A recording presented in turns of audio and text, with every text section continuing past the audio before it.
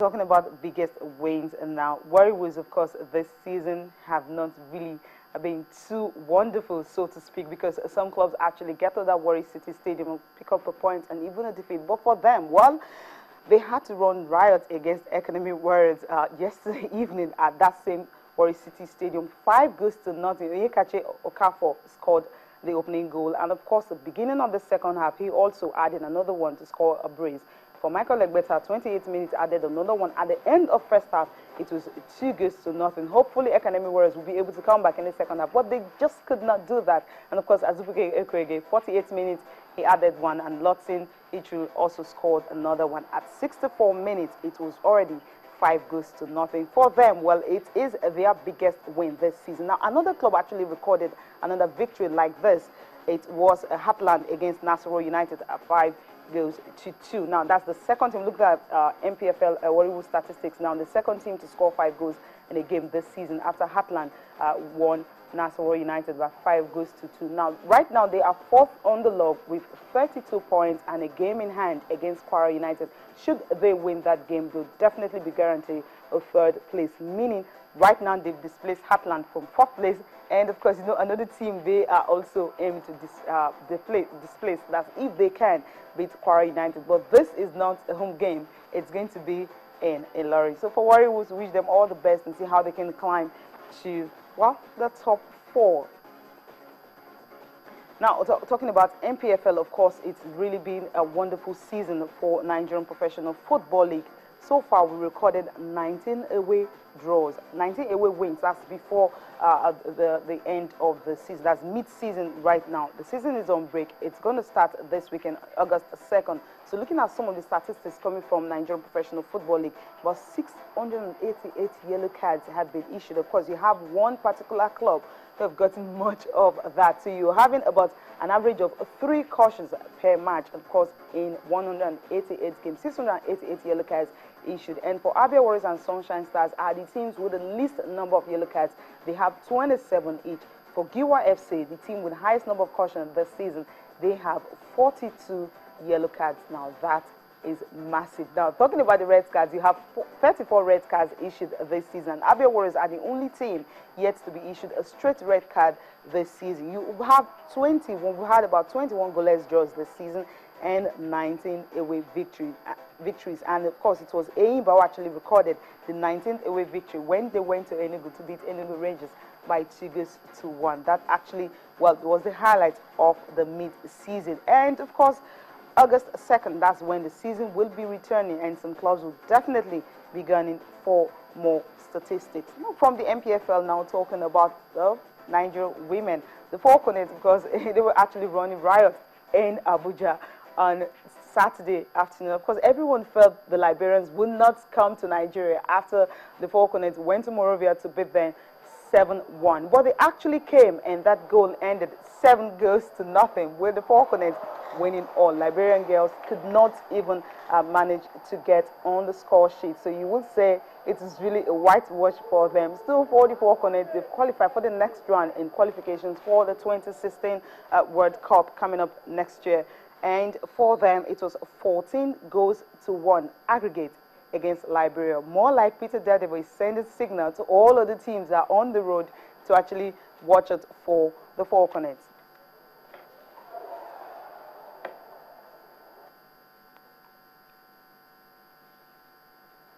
Now, still talking women's football, Nigerian Women League, of course, resumed after the games that were played. You have 2 of the teams were actually in action, and because of that, some of the games were suspended. It was on suspension, and right now they've resumed week 8 result. You're surprised about that, but those games have been rescheduled. We'll get to have when it will be holding. Of course, we'll bring it to you. Now, for Saturday's games, it was FC Robo and Mountains White Dove. FC Robo winning 3 goals to nothing. And Confluence Queens and Bayeso Queens, it was Confluence Queens winning 3 goals to 2. And Adamawa Queens and Ibom Angels, it was a walkover. It seems in the Nigerian Women Premier League, most teams wouldn't want to go to the north, and the team in the north usually just don't want to come to south. Maybe it's because of money. I think the league management will have to do something about that. That's another walkover again this season. Ocean Babes and Delta Queens, it was Ocean Babes winning at home 2 goals to nothing. Now let's look at Group B, where Rivers Angels actually maintained their unbeaten run, beating COD ladies by 2-0, and Sunshine Queens and Edo Queens. Sunshine Queens winning 2-0. Nasarawa Amazons beating Pelican Stars. That also was a walkover, so they had all the points. Nasarawa Amazons, they are also in the north. Pelican Stars did not travel for that game. And Capital City Dove of Abuja went to Taraba. Of course, they were able to pick up a point from Taraba Queens. Well, Taraba Queens, they're not really doing too well this season. Just like you have their mid counterpart, they're at the bottom of the Nigerian Professional Football League. Quickly, we just look at the papers. What are they saying? Okay, the big one here starting with Sporting Life, and this one is, but this is really a huge one. Eagles list against Tanzania, and of course, Olise rejects a vetting.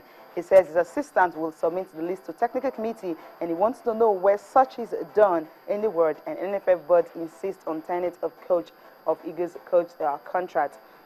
Okay, also on the front page you have Madrid turned down PSG £120 million Ronaldo bid, and transfer request. Di Maria demands PSG move, and Arsenal plan £35.3 million bid for Karim Benzema. And another one, wrongful dismissal, still on Sporting Life. Keshin demands ₦1 billion from Nigerian Football Federation.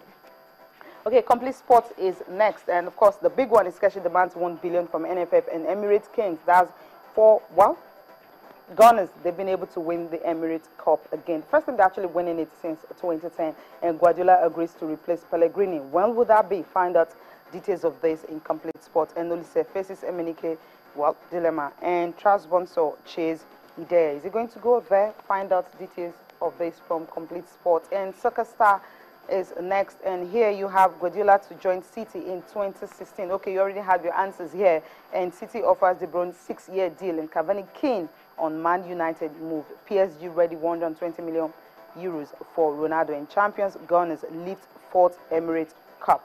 And Keshe, of course, demands €1 billion compensation from Nigerian Football Federation. That seems to be the biggest headline here from the papers. Okay, from Nigeria now straight to what is happening at the Gold Cup, because Mexico are the champions, the 7th time they will be winning it. Another team actually close to them in that is the Americans. The Americans did not even get to the finals. They played third place, and surprisingly they lost to Panama. Well, let's just see the highlights coming from the match between Jamaica and Mexico. How the Mexicans were able to actually, well, kind of quench the dream of the Jamaicans.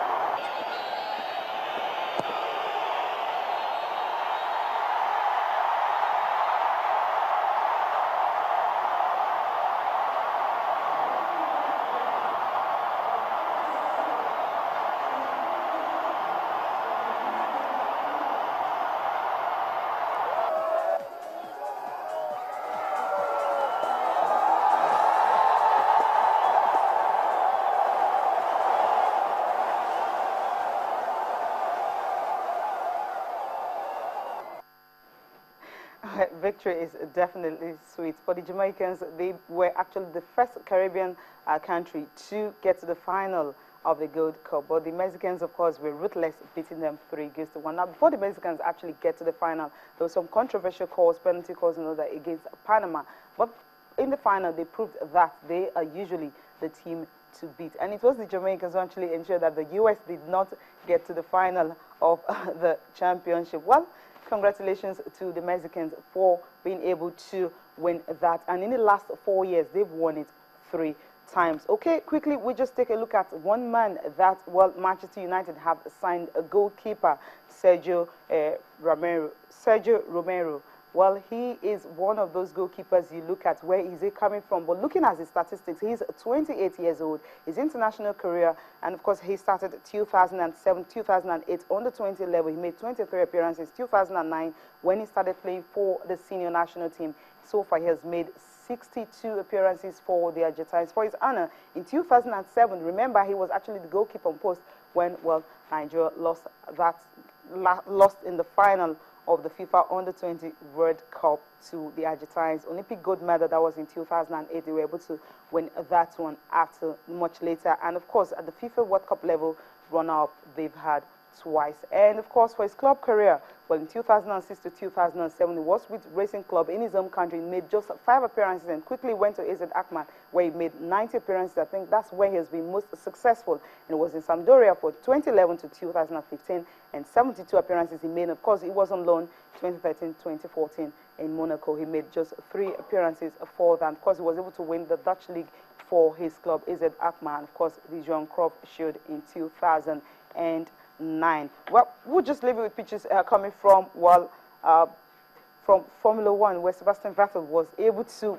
break the dominance of Lewis Hamilton, of course, Nico Rosberg, to win the Formula One. And don't forget that Chris Froome is actually the winner of Tour de France. Thank you so much for being part of the program.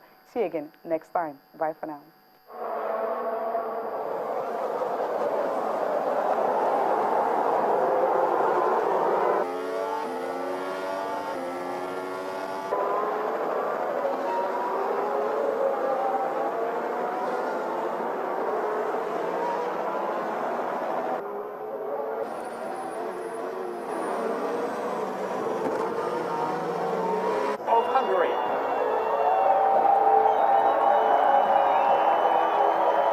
It was a crazy race. There was contact in turn 1. I thought there was a lot of damage. I thought the race was over. Then contact on the restart with Lewis. I thought the race was probably over, and then contact with Nico as well. But we were resilient today. I left it all on the track. Let's say I put my heart into everything today, and I think that's the way Jules would have wanted it. So I owe that race to him. Well, after turn 1, I thought my race was over, to be honest, because I had such a massive flat spot. I could hardly stay on track. But then the team told me to keep pushing, and you know, some people say never give up, but they don't know what they're saying. And today, until today, I also didn't know what it means really, but today I really learned what it means never to give up. We had a great start, and obviously it was crucial to get in the lead straight away.